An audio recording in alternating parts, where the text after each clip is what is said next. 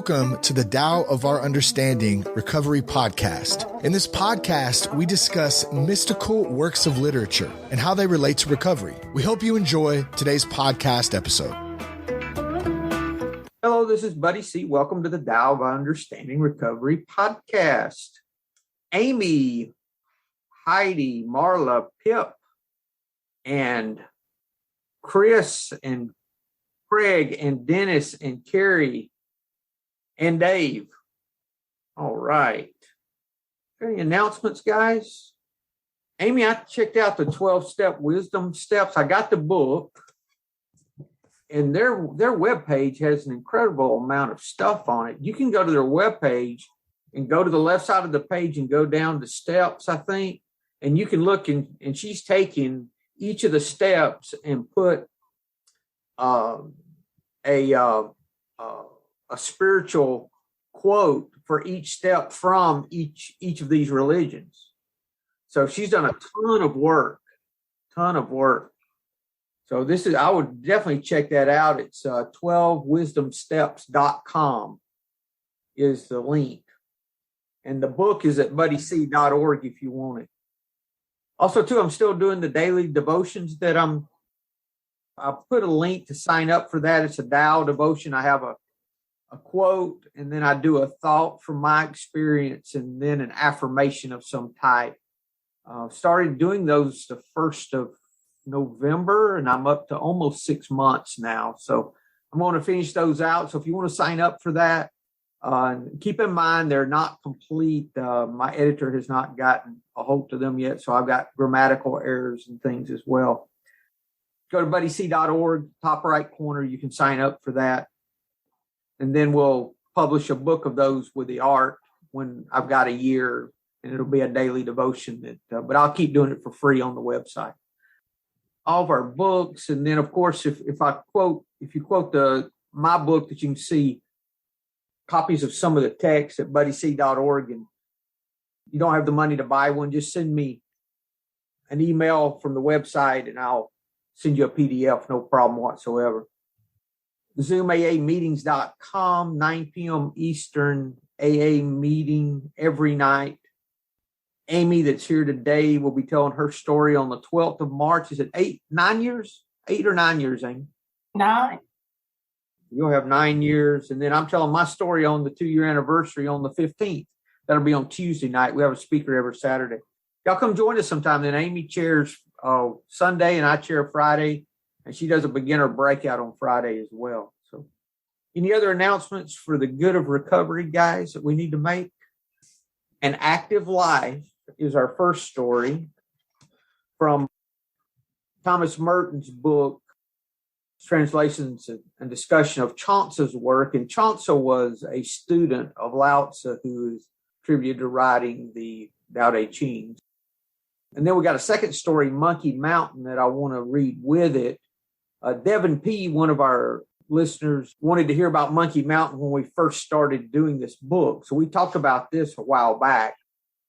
We'll talk about it again because I think it relates to this story very well. Marla, you want to read for us, dear? Do you mind? Active life. Okay.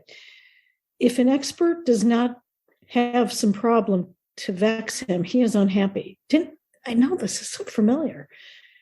If a philosopher's teaching is never attacked, he pines away. If critics have no one on whom to exercise their spite, they are unhappy. All such men are prisoners in the world of objects. He who wants followers seeks political power. He who wants reputation holds an office. The strong man looks for weights to lift. The brave man looks for an emergency in which he can show bravery. The swordsman wants a battle in which he can swing his sword.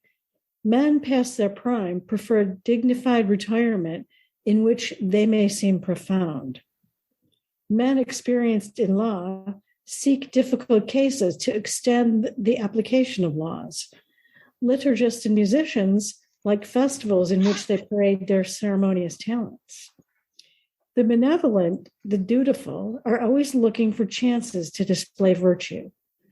Where would the gardener be if there were no more weeds? What would become of business without a market of fools?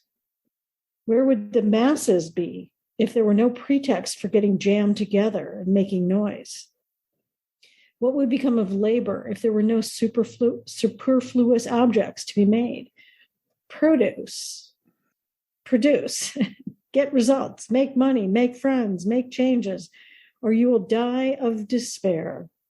It should say despair. Those who are caught in the machinery of power take no joy except in activity and change the whirring of the machine. Whenever an occasion for action presents itself, they are compelled to act. They cannot help themselves. They are inexorably moved, like the machine of which they are a part. Prisoners in the world of objects, they have no choice but to submit to the demands of matter. They are pressed down and crushed by external forces, fashion, the market, events, public opinion. Never in a whole lifetime do they recover their right mind. The active life. What a pity. Thank you, Marla. Any comments, guys? Just take that and then refer that to the program of action, please. Sounds to me like people is talking about finding purpose in our abilities and what we can accomplish in our own power. They're always looking for how we can look good, be good, feel good, all those things. It was a huge description of that, and the only real teaching at all, I think, was just the very last couple of sentences there. And it's like they're prisoners, is what this says. They are, somewhere it even says that, doesn't it? All such men are prisoners in the world of objects. They don't have a choice. Yes. Yeah, they are. That's the last paragraph. Prisoners in the world of objects. They have no choice but to submit to the demands of matter, pressed down and crushed by external forces. I was thinking, of course, you could relate that to drugs and alcohol if you want to. You could easily do that. Easily. We had no choice. But don't we do that with other things too? I mean, we do. And I think that's the whole point of the story, is that, and that the one that's free is the one that is that last couple of sentences. Never in a whole lifetime do they recover their right mind, their active life. What a pity. Craig. Yes, it says the active life. What a pity at the end. So I'm kind of thinking all these people are not happy unless they're doing. None of them want to be. They just want to be doing. I think it's interesting that all these people are not happy unless they're actually doing what they think they should be doing. Especially the critics. The critics are the worst. I think sometimes the critics are the ones that go out looking for things to pick up on rather than just letting everybody else be as well. A lot of unsettlement in it. But he describes every group of people, Craig, not just the worst of the worst, Yeah, so, I know. I was just picking on the worst of the worst because that's what I want to do, because I'm not happy with everybody else. I want to pick on the worst. Because they're different from you, right? Absolutely, yeah. I'm not seeing myself in any of these, so that's why it's so easy for me to pick on them. But it just reminds me that we're human beings, not human doings. Let's just be for a while. It's interesting too. It says they don't discover the active life, but yet all these other people are very active, aren't they? In a different way. Yeah. Thank you, Craig. Hello. Yeah, I really liked this story when I read it before the meeting. The first paragraph, when I read that, I thought, these are all examples of points of like contention or conflict. Like, there's an opposition in these things. The philosopher needs an attack.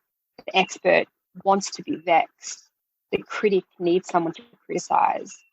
Always needing an external thing or person or something to validate their sense of identity as expert, as philosopher, as critic.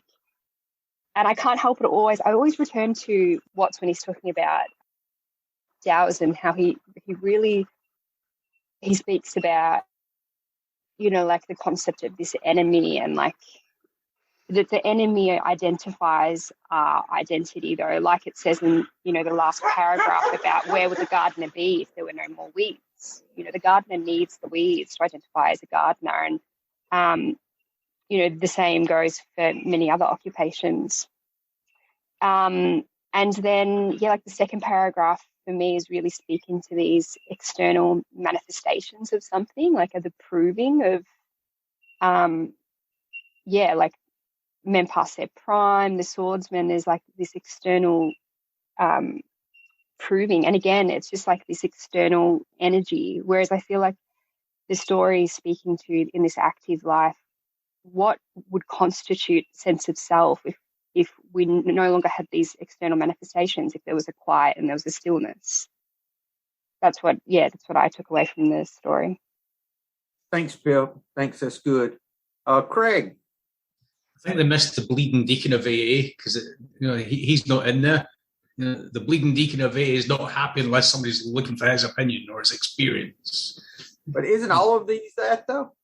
Yeah, but you always see the ones that say, well, in my experience, this is where it should be done. There's a lot of attention seeking in it as well. And just Pip mentioned the validation that there's a lot of people there and they're just seeking attention for their own good. I don't see any giving in it. This reminded me of. Okay, go ahead, Amy. I did not get any of that out of this story. I mean, I did to an extent, but I'm just reading along and I'm like, oh, everybody's finding their purpose. Oh, they're fitting themselves to be of maximum service in whatever service they're doing. Oh, well, of course a gardener needs weeds. How would he be a gardener without weeds? So I don't know. I didn't think of any of that stuff that John said. Like, I'm just like, oh, good for these people. Good. Yes.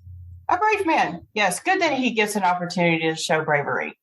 Good that as a recovering alcoholic, what is my purpose? Help another alcoholic. If there were no other alcoholics, how could I be a recovering alcoholic and fit myself to be a maximum service?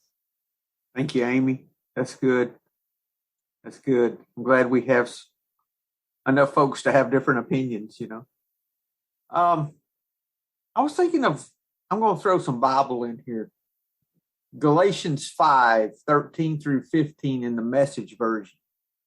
It is absolutely clear that God has called you to a free life. Just make sure that you don't use this freedom as an excuse to do whatever you want to do and destroy your freedom. Rather, use your freedom to serve one another in love. That's how freedom grows. For everything we know about God's word summed up in a single sentence, love others as you love yourself. That's an act of true freedom. When I first read that years ago, and I use this when I'm working with someone who's a Christian that's working the steps, this is one of the verses that I use with that. It's clear that God's called you to a free life. Just make sure you don't use your freedom as an excuse to do whatever you want to do and destroy your freedom. I'm like, wait a minute. If I'm free, aren't I free to do whatever I want to do? I thought that would be what freedom would be. But this says that if you do what you want to do, you will destroy your own freedom. Rather, use your freedom to serve one another in love. That's how freedom grows. Then I realized, I said, oh, it's not freedom to do whatever I want to do. It's freedom from having to do what I want to do. It's freedom from me. And this story reminded me exactly of that same idea of having freedom from me. Because none of these folks are free. No matter how successful they are not free. They are prisoners. They're all prisoners. They cannot help themselves. And what a pity to be a prisoner. Dennis. Yes, sir. Wow, I'm so happy you said that, Amy, before that, because I just thought that, hey, but being aware that we can't have one without another, or some people can't, or they kind of mix in. That's kind of different. That's more of a being state that you are, oh, I'm aware that the gardener needs weeds. But the the action part of that isn't that healthy, I think, is that you're not seeking. It's just like you're sitting waiting for the weeds, for them to come, for you to feel happy, instead of the awareness of it, that, oh, this is just what I'm doing, that you can feel some joy in the beingness of just cutting down the weeds, but not have to have it in order to be happy. I don't know if that just makes any sense, but there is a being part of the awareness, and I keep go back to the big book, or not just the big book, where we say this is a program of action. And I just had the thought before I started this. My whole program is about still doing. I even said to myself today, I'm going to do the right thing right now, not the next right thing, because then I've skipped ahead, right? So I'm going to do the right thing right now instead. And the whole thing is, for me, this program here is to do the right thing without all the neurotic behavior. And that's what it seems like here. That's why the thing is that you're always in a hurry. There's a Teach Not Han story that says this horseback rider, and he's just going out there, and he's going in a hurry. That's what I got out of this one here. And everybody is saying, where is this guy going? And they said, he don't know. Ask the horse. Right, because he's not present. You're just always thinking about the next thing, and I really have to catch myself in that sometimes to kind of reel myself back. So I don't know anything. Good topic, though. Thank you, Dennis. What I saw, buddy, was like Amy was saying, there's the yin and yang to it. But if it's out of balance and it's ego driven, then that's a whole nother situation. It's a qualitative difference, I think, if you're just recognizing the duality, that there is a duality that is overcome by a more uniform code, the Tao, and there is that balance in it. But I get out of balance all the time. I immediately thought of Facebook and how I used to be, the critic, or the one that was always putting something out there controversial so I could argue with somebody and make my really good points, and win through my argument and win over people. Of course, I never did. But then I got to a point where, I'm also a people pleaser. And now it upsets me after I started this, that people think I'm wrong, or they don't like me because of what I said. So I would just trade one dysfunction for another and feed that circle for who knows what purpose, other than not doing the next right thing or not doing the right thing. Feeding my ego. I'm finally past 98% of that on Facebook, but I still get sucked in sometimes. That's the part of being human, I guess. Thanks, Lou. Heidi. Hey, I was just thinking, there's just, it's always like so black and white, like I do this, and so, this is my job, and I identify with that, and, I'm this way, I'm stupid, and this is why, and I'm not good at this, and I'm never, and it was always just like absolutes, and so that there isn't like, a little bit of good, like the book says, like there's a little bit of bad in the worst of us, and a little bit of you know what I'm talking about. So now I feel like I have more room to not be so like set in my identity with that stuff that's outside of me, and I can allow myself to like, I don't know, take into consideration and be willing to like think that, I might be good at this, but, I have these, hard things, and I might be, bad at this, but there's some things about this that I'm good at, just, show myself a little compassion, I don't know. I guess that's what I got. Thanks. Thanks, Heidi. Thank you, dear. I have some personal experience with that, actually. Early in my business career, I bought a number of rental houses back in the 90s, and I had a lot of my value attached to my success. And those houses were off limits. And I ended up getting involved in another business and had to sell those. And that's actually when I started drinking heavy, was during that time, because it was such a blow to my ego and my self-esteem that I had to do that. Because I had them amortized out to pay off when I was 40, which was 16 years ago. And they would all paid off and I would have retired.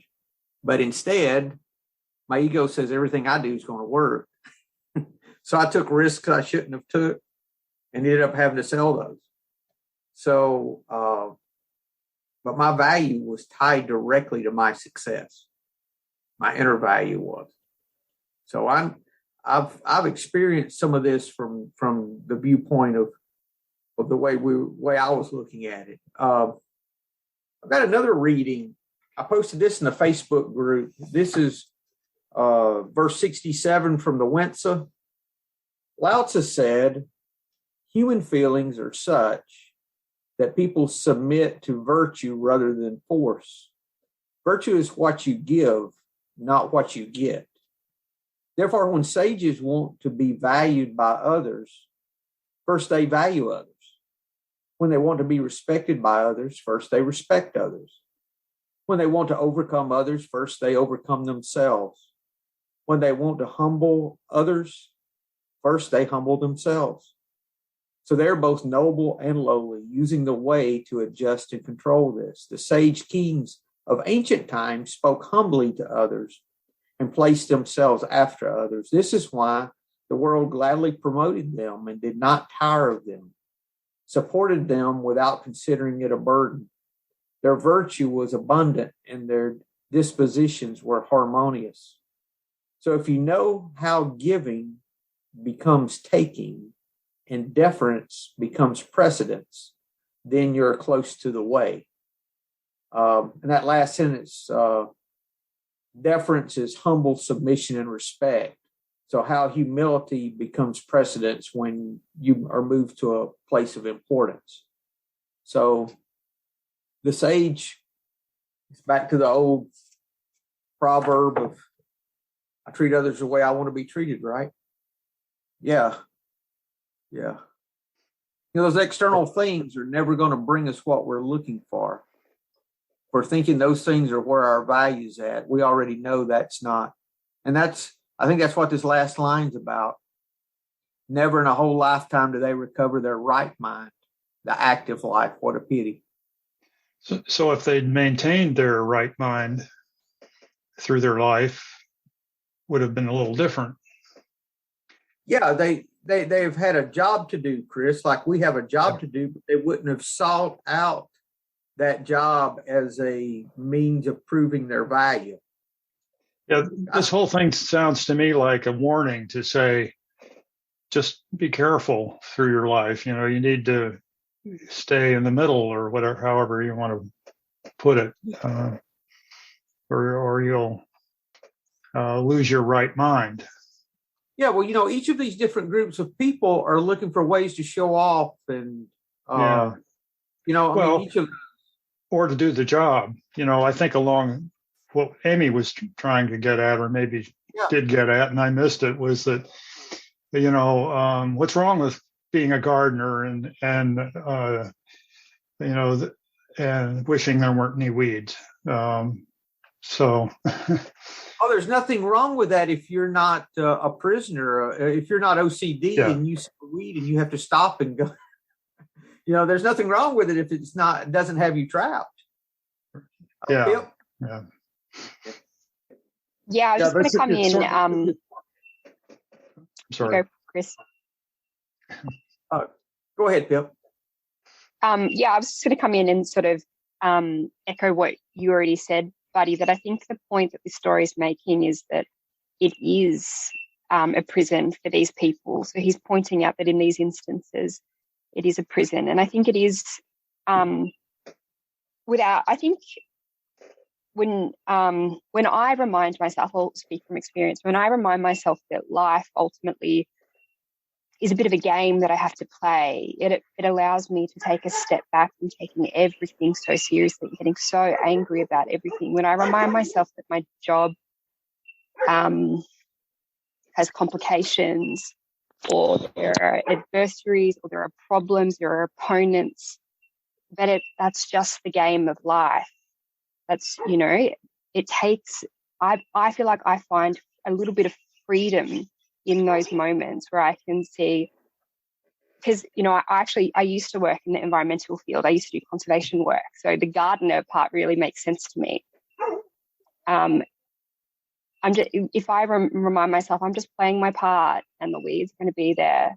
I can't do away with them. And the weeds are kind of necessary for my job. There's like a freedom in kind of stepping back and seeing the game that it's at play rather than being in it and not realizing.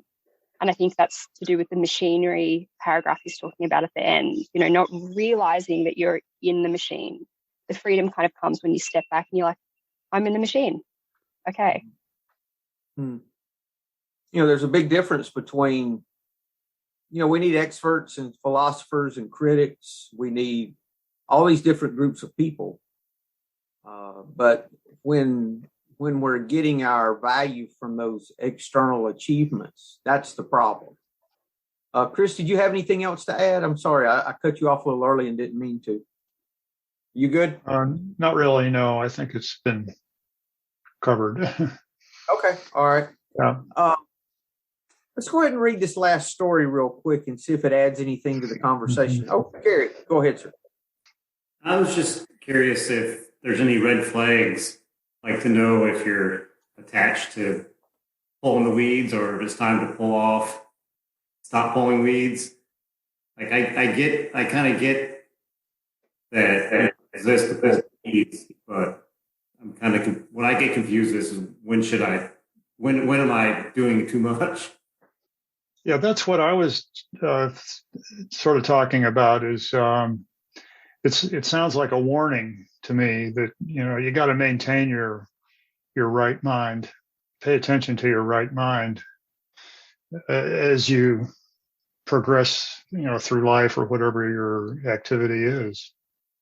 Yeah, I've been involved in projects myself where I was thinking more about how people are going to love this, or how what the worldview of it's going to be, rather than does it really have a value, or is it going to satisfy me, or why am I doing it? What are the motives about doing it? I think that's maybe what they're getting at here too.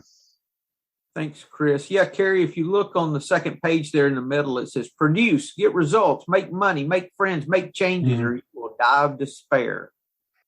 I think that our personal disturbance would probably be the best gauge when we're disturbed.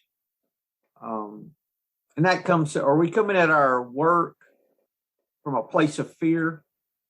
If we are, this is probably the way we're going to behave, is the way that all these descriptions, because we're going to be pacifying our fear. So that's kind of my thinking on this, is that you have to look at your inner disturbance. All these people were disturbed, I think, because it described them as being that they had to produce, they had to get results, they had to make money, they had, all this, or they would die of despair. So for me, I would think their personal value was placed on these achievements. Good comments today, guys. Any others right now? Any other warnings that you guys can think of for Carrie on this? Well, I can just remember, or I can relate that sometimes I get attached to the outcome, and that's the problem. That's kind of how my ego attaches to that. That I, in your case with the realtor, you felt like, hey man, I'm unsuccessful now, right? And me, I was always feeling like a fiasco if I didn't do what I needed to get done in a certain time or whatever. And I think that's it. But doing it and being in the moment, that's different. That's being with it. right? Or that's what is it that you call it? It's not moving. Effortless effortness. That's the word, right? Effort, yeah, standing on what is already moving. That whole idea. Because I took it like, oh, that means I can just sit back and relax and not do anything, get entertained, and just that's not it. It is still effort, but it's just in an effortless way. But it is effort. It is effort. It is not doing nothing. It is more of, for me, it seems to be more of doing without the selfish motive.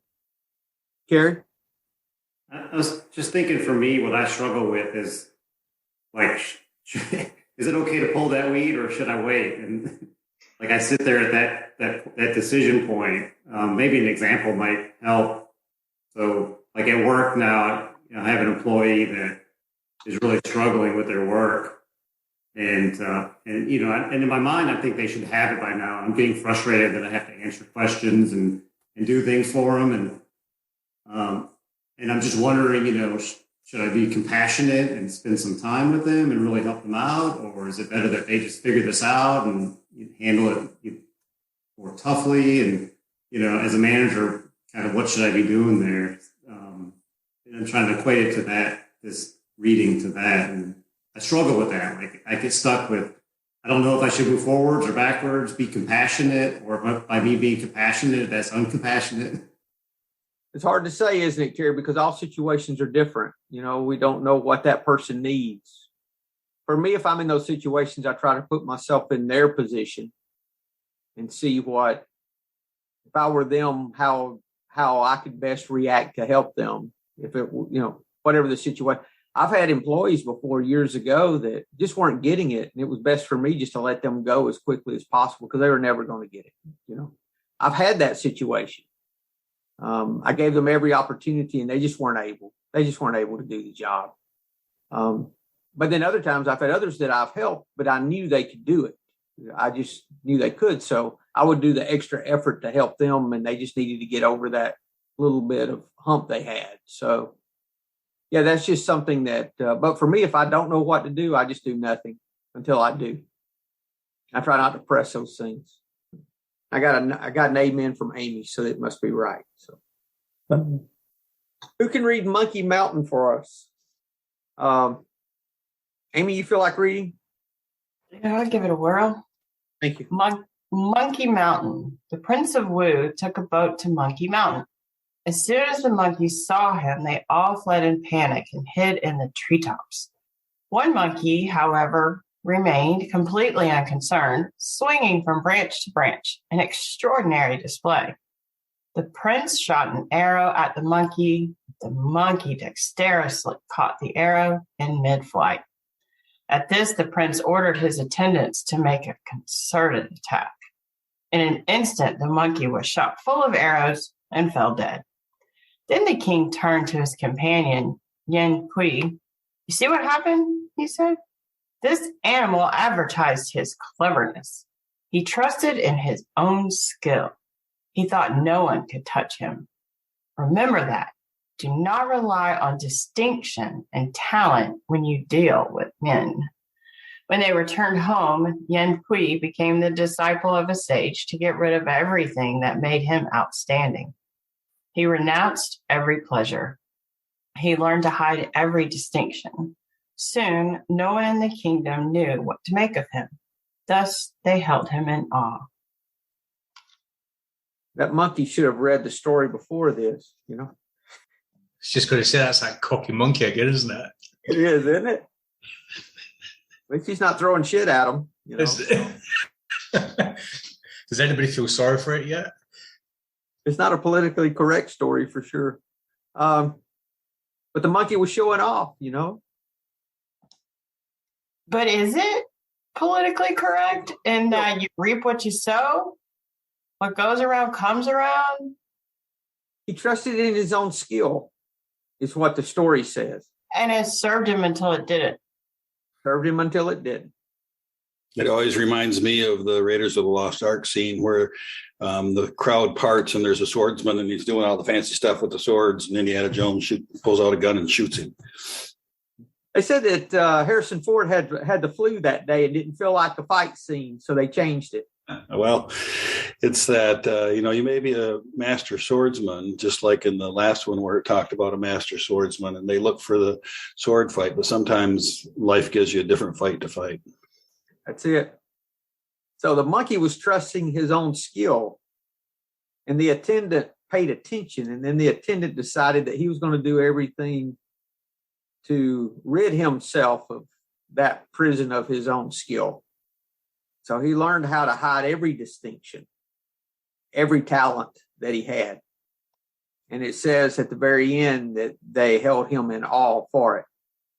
He practiced what that 67th verse was talking about, that he showed virtue, so everyone was virtuous toward him. That's good. But Kerry, you hit the nail on the head, though. The problem is we all go through life. We all have things to do. We can't all, sit in a cave and meditate all day and not have any interactions with other people. And well, kind of like what Dennis was saying about the effort, about not, we have to be involved. We have, our life it has jobs and duties and skills and things to do. So how do we do those jobs and skills and duties, but yet not become the monkey? Not trust in those skills and duties and things. And for me, it really comes back to, in my interactions with other people, try to really keep an effort. I learned this a long time ago, even negotiating houses when I used to buy a lot of houses. If I could ever figure out what those people really needed, because the price was not what they needed. There was something behind that most of the time. Sometimes they just needed a U-Haul to California. And if I got them a U-Haul to California, I could have their house. If I talked to them enough, I could find out what they needed. And then if I could give them what they needed, then everything was taken care of. I paid off $1,500 in credit cards on a house and bought it. That's what he needed. $1,000 would not have done it for him, and whatever the balance was on the house. So, but that's that attitude of how can I help you rather than how can you help me. And if we keep that kind of an attitude, it'll go a long way. If we look at every interaction as an opportunity for service in some way, and we can do that very easy. That's not pie in the sky. That's very doable and very applicable. It is for me, even down to how I drive on the road. I can drive that way where I'm not riding up on folks' ass if they're going too slow, or if I'm, I can be considerate and courteous. That is practicing that instead of, get out of my way, here I come, I can treat folks with respect, and then they respect me. Just exactly what that 67th verse was talking about from the Windsor. Heidi, let me unmute you. Okay, you should be able to unmute. I couldn't unmute you. Oh, okay. We'll come back to you. Unmute if you've got something, Heidi. She may have hit it by accident. Anyone else, guys? Yes. Well, basically, besides I felt so pretty freaking bad for the monkey. I love monkeys. I mean, why would you shoot the monkey for just being a monkey? And isn't that what monkeys do? They monkey around and do that. But anyway, I'm thinking it's just teaching it's about to teach us about humility, right? Isn't that the essence of it? That hey, if I'm humble, I don't have to show my good parts or my bad parts for that sake. It just is. And as long as I'm aware of what I can do and cannot do, I don't have to display that to the world. That's good. The way I do that, Dennis, is thinking of everything as a gift that I have. Yeah. That I did. Even my skill is a gift. And all those are gifts that I'm given to be given away, not to keep. They're all gifts. Oh, that's good. Yeah, that's good. Pip? Yeah, I was just reading the line. It says, "Remember that. Do not rely on distinction and talent when you deal with men." But I think it's interesting that it says that, because I think like the Tao doesn't make distinctions between anything. The Tao is a force, you know. It doesn't make distinctions between anything. You know, we have natural forces that destroy, you know, other habitats and things like this. So I think it's interesting that it just specifies men there, because I feel like do not rely on distinction and talent when you deal with men also applies, you know, to the way. Like the way doesn't make a distinction, you know, death occurs, and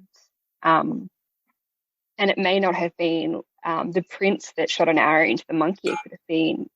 It could have been anything else, you know. There's no distinction made. I don't know if anybody else has a thought on that. I think it's to do with the intention behind what's going on. Men usually have some ulterior motive. But when we say men, we mean mankind, not just us men. I think really we have more of an intention than the rest of the wildlife on the planet. If you know what I mean. It's, we spoke about this briefly earlier on about how mankind doesn't have this capacity to stop when he has enough. He always wants more and more and more and more. We can't distinct between when we have enough and when we don't. Because we're ran by our fears, right? Yeah. That keeps us out of the moment. Our fears always keep us in yesterday or tomorrow. But you know what it is? The Tao, I'm gonna really draw it out. It's the Tao Te Ching.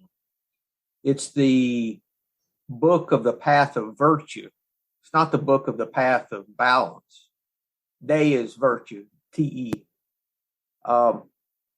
And I was looking at, this is verse 79, heaven has no preference, but always sides with the one who forgives. So I believe that, and from my personal experience and from all the experience I read, Joko Beck and some of the Zen teachers that I listen to, in their experience, once they've gotten rid of their selfishness and their fear, that's all that's left is compassion. So when I get rid of my fear, we all seem to have this drop of love within us that's hid.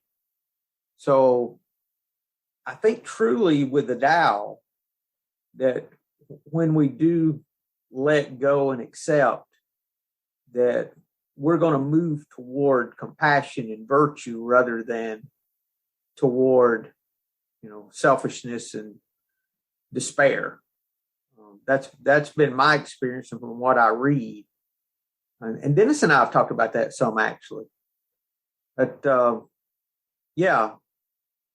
also too, Pip, even if you look at nature, we don't know what's good or bad. We really don't. But how many times have I gone into a situation that I thought was horrible, and I'm like that cat that I always land on my feet, I don't understand it. We had an old cat that we could throw as high up in the air as we could throw it when we were kids, and it would always land on his feet. We couldn't figure it out. We could never trip it up. You like that one, don't you, Dennis? But it's true. It's true. And I don't understand that.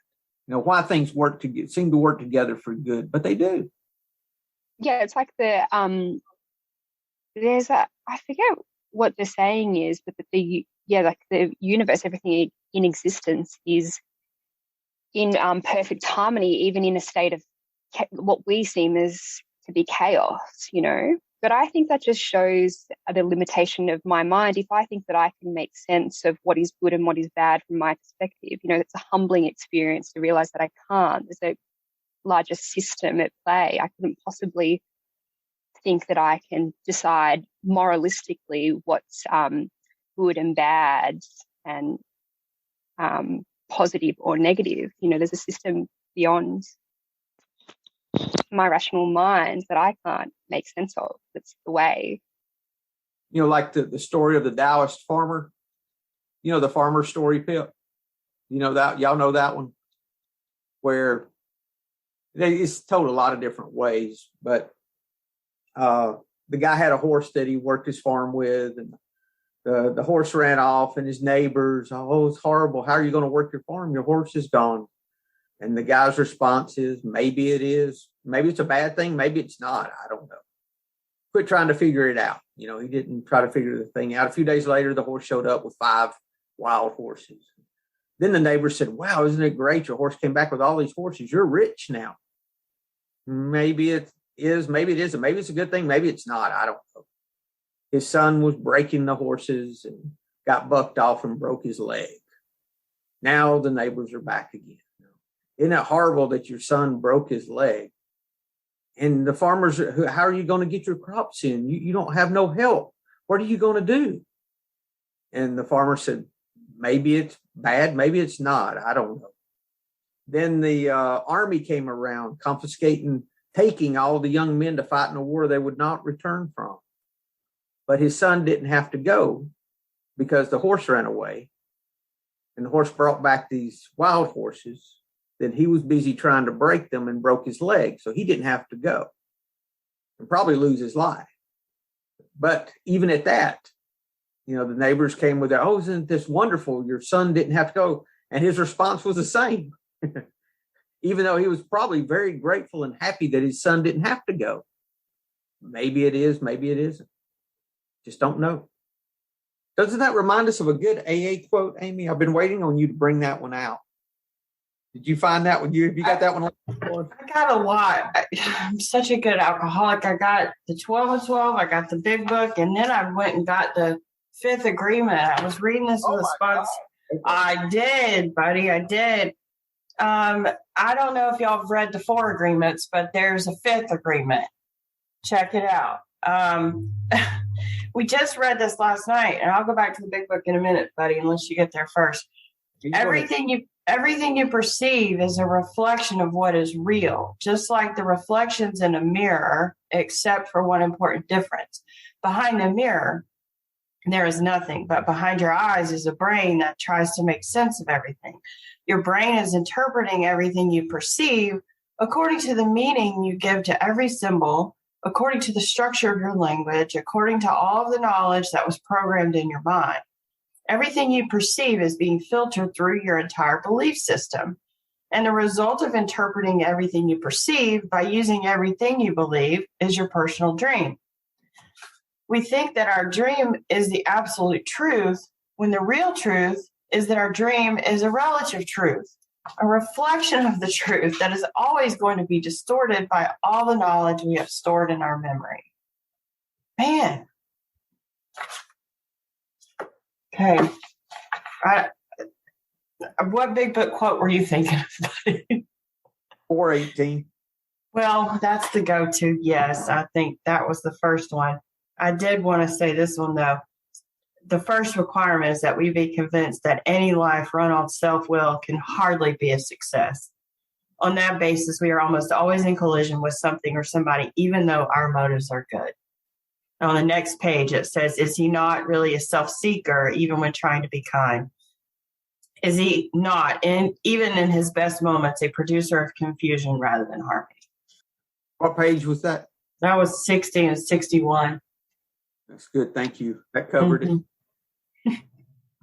4:18. Before AA, I judged myself by my intentions while the world was judging me by my actions. If I don't know what's good for me, I don't know what's good for you. That last part was paraphrased. But it's true. It's true. You know, we can take the same actions from a place and motivation of love, or we can take it from a place of fear. And outwardly, they may look identical, but within, we know the difference. And if we're operating out of fear, the only thing we have to, as a result of fear, is selfishness, dishonesty, and resentment. That's all we have. Tell that to the king, buddy, because if the king wasn't full of fear, that monkey would still have been alive today. He embarrassed the king, didn't he? The king had a fear of embarrassment. He's not going to embarrass the king. Gary. I think so. Going back to Pip, like why he mentioned men, it made me think that if the monkey was walking under a tree and a branch fell and he caught it, he would probably know that he wasn't in danger anymore. But if he's dealing with a person or a man, men aren't always natural. So you're still not out of he was relying on talent when he was dealing with something that wasn't natural anymore. And maybe that was why they point out men there. So you just never know quite what they're going to do. Maybe the men was just talking about do not rely on distinction and talent when you deal with men. Like anything you do in the world, any interaction with other people, you can't rely on your own talents. If that's all you have, it can get you in trouble. And I think that's why it's so important. In the 12th step, it says that we learn to practice these principles in all our affairs. That alcohol was a symptom. It wasn't the real problem. The real problem was back to our fears again. That was our problem. So if we're not working those steps on those fears, peeling that onion, and I think we work on it all of our life. It's not something, it is a lifelong process. I don't know anyone. I know one gentleman that's got 50 years, and he's a spiritual guy, but he has not arrived. You know what I mean? He still works the program. Now he's incredible, and I love being around him. Don't get me wrong, and he works the program. But what I'm saying is, no matter how long we're here, we'll still need to work this thing. We'll still be discovering. What is it? Uncovering, discovering, uncovering, discovering. Uncover, discover, discard. Yes. No matter how long we're here, I think we'll still be going through that process. So then why did you just say he hasn't arrived? I don't want to arrive, because if I arrive, I'll stop seeking. Well, that's what I'm saying. You would think someone who had worked the program for 50 years wouldn't have anything left to work on. Oh. You would think that by then, he would be perfect. In other words, you know what I mean? If I would think if I worked the program like I work it as diligently right now, if I did that for 50 years, I would hope I would have nothing left. But we're human beings, and we have our new stuff that comes up, even if we get rid of all of our fears and things that we have buried deep, But that's the difference with this is our attitude that we're bringing in and our level of consciousness toward, if you look at David Hawkins, the ever-present onion. Yes, Bill, unfortunately. David Hawkins talks about this, where we can take and come at something from a higher level of consciousness that we used to come at from fear. We talked about this, I think, last week, too, with Dennis's question, that we can come at something from a place of love rather than a place of fear. And that's part of this, too. All these people, I think, are fearful if they're held in their prison. They're still bound to themselves. They have to seek all of this approval and seek the success, and they don't have a choice. They have to produce. They have to get results. They have to make money. They have to make friends. They have to make changes, or they will die of despair. Being rid of fear, maybe. Trying to be satisfied through self-effort. That's what was a note of mine. One of my favorite albums, Craig. We're all just prisoners here of our own device. Mm-hmm. Welcome to the Hotel California. You can never leave. You can check out anytime you like, but you can never leave. Golly, man, that's mine too. That's my favorite album too, especially the new version of Hotel California. Good. Yes. Anything else before we close? Good story. Thank you, guys. Thank you. Thank you for hosting. Well, if there's nothing else, we will see you guys next week. Hello, this is Buddy C. I wanted to make you aware of several recovery-related resources that I've posted in the episode description. These resources include a list of recovery podcasts, a free sober meditation app, daily recovery email, shared Google recovery calendars. Hope you put some of these resources to use and have a great week. Thank you for listening to the Tao of Our Understanding Recovery Podcast. If you enjoyed this episode, please share it with your friends in recovery.